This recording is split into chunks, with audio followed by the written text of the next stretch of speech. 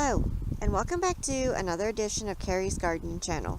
So today is April the 4th, 2019, and I wanted to show you some of the crocuses that are blooming outside. Now these started blooming in March. Some more down there.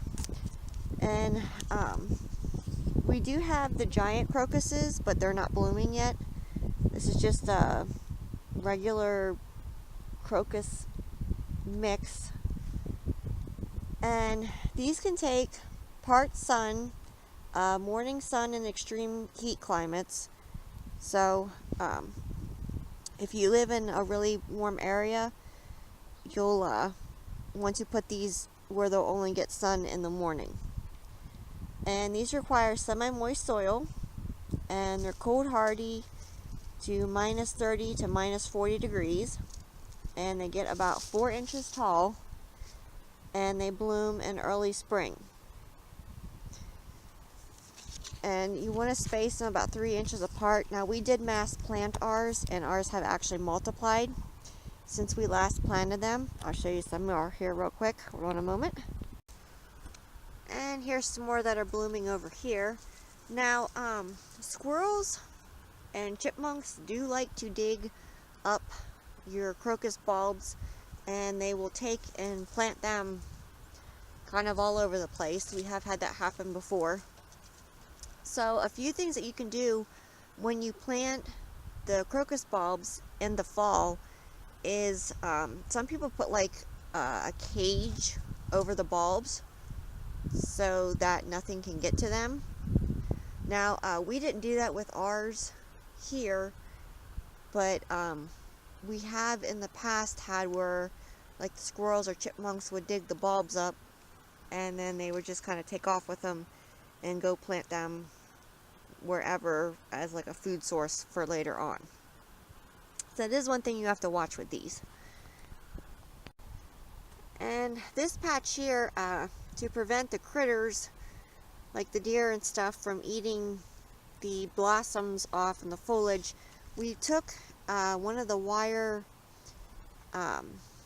baskets that you put a coconut liner in, and we put it over top to help keep the deer from eating the flowers and the leaves off, because they will do damage.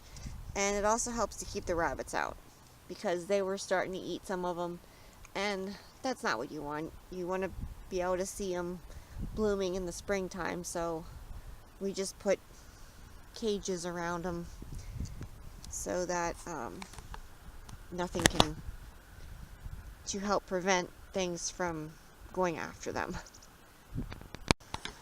And crocus bulbs are normally available in the fall time from like your local garden centers or your home improvement stores, or the big box stores should have your crocus bulbs in the fall. And I really like the coloring combo for this one here. The light yellow and the purple just really set each other off. And now for the giant crocuses, as I said before, ours are not blooming yet, and I'm gardening in Pennsylvania in zone 5B. Now these here started blooming in March. It's about maybe the middle of March, and we did have cold weather and snow and things, and they're still going. So the giant crocuses, they have some striped varieties in those. It's like purple with white stripes, and then they also have white, and they have yellow, and then they have like a solid purple, but they're very pretty, and it is a mix that I recommend, because the flowers are larger. These are smaller flowers. The giant crocuses are larger than what these here are. And these are pretty maintenance free. We don't really do anything with them except for putting like a fence up around them, so that to help prevent stuff from eating them. You could feed them with some bulb food if you chose to. That's not something that we do. We kind of just let ours go. You can So if you like my video, please like, comment, subscribe. If you have any questions, you can leave them below and I'll try and answer them for you. Please don't forget to hit the little notification button. I'll tell you as I put a new video on. You can also follow me on Twitter. I will have a link down in the description from my Twitter account. And you can get updates on how different plants are doing, how different seeds are doing, and what's coming up. Thank you for watching, and I hope you have a nice day. Bye!